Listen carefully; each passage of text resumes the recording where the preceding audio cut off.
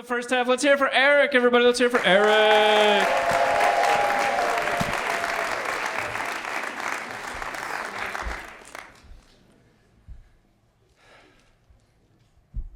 I would not be telling this story without my wife, Vicki's consent. I think what drew us together was the fact that I grew up through my mom's 5 marriages, and she grew up through her mom's 3 marriages. And we both wanted really to try to have a family and do things right that our parents did wrong. So when we got everything in order, we had our first child, and went okay. But then there was as we look back, there was this warning sign. As we thought about it, the doctor had argued with her the whole labor that he didn't want to give her painkiller because he thought it would interfere with the progress she was making. And so that first birth was a vaginal birth with next to no painkiller at all. And then the second birth, we should have known things were going to get weird when he showed up, and the first thing he said was, or informed us, was that we were interfering, because the birth was early in the morning, we were interfering with a golf tournament that he had that day. And the birth went fine, but then there were complications. And the bleeding wouldn't stop, and Vicki did not look good.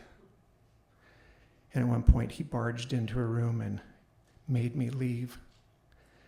And he was followed by 4 nurses pushing a tray, and on top of that tray were a lot of metal instruments, one of which looked like a giant metal serving spoon. And they closed the door, and he was in there telling her that she was bleeding to death, that the placenta had not completely detached, and he was going to have to take that spoon and scrape the lining of her uterus. And he told her there was no time for any anesthesia.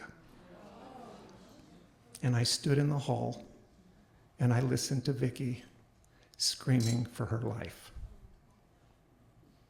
And I did not realize how deeply she was wounded until we started talking about having a 3rd child.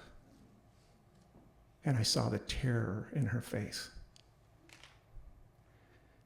But she said that she'd had a vision. And in this vision, she had met our 3rd child, a little girl with long blonde curly hair, and that her name was Maddie, M-A-T-T-I-E.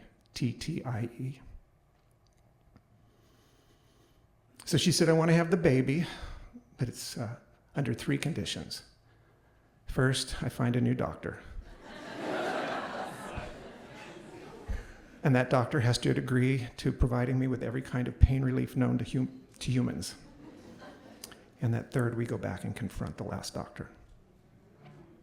And I sat in his office as Vicki told him through her tears how deeply he had hurt her. And I just stared at his skinny, gaunt, bald head that showed 0 signs of emotion. And I thought, this must be what a doctor at a Nazi concentration camp must have looked like. Well, she found a doctor who agreed to her terms, and I think it's relevant to point out that that doctor was a woman. And Vicki made her point very clearly, because when it came time to go to the hospital, it felt like every anesthesiast in that hospital was waiting for her at the door. And when it came time for that epidural, they gave it to her, and it was great. And in no time, the doctor said, okay, 1 more push. And that's when Vicki said, wait, aren't I supposed to feel something? And I thought, no, it doesn't have to hurt that much. And Maddie was born with a full head of black hair.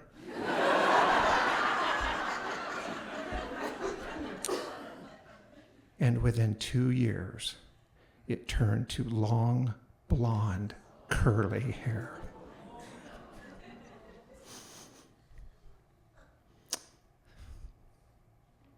I grew up believing that love is a lie. And I do not believe that anymore. In Vicki's eyes, I have seen God. To me, there is no greater love than Vicki's willingness to lay down her life to bring our children into this world.